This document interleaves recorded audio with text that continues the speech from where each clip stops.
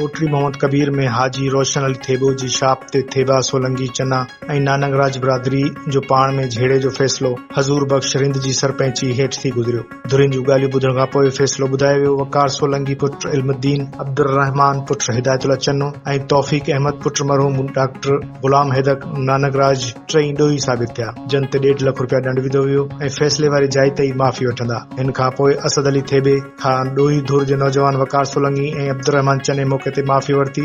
बाद में ख़ैर सगाली तौर ते थेबा बिरादरी पारां माफ़ी वठंदड़ ॿिन्हिनि खां लख रुपया दंड वारी रक़म माफ़ करे छॾी। जंहिं बैदि पाण में खीर खंड थी विया ऐं दुआ ख़ैर जी घुर कई वई। जॾहिं त टियों जवाबदार तौफ़ीक नानक राज फैसले में कोन आयो, पोइ इन खे माफ़ी वठण लाइ 3 अगस्त ताईं मोहलत ॾिनी वई। अगरि तौफ़ीक नानक राज माफ़ी न वरिती त इन जा 50,000 रुपया दंड वारी रक़म सोलंगी ऐं चन्ना ॿई बिरादरियूं अदा कंदा।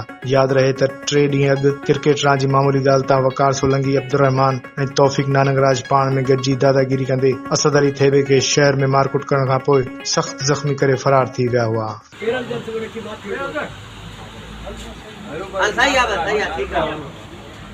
छोकिरो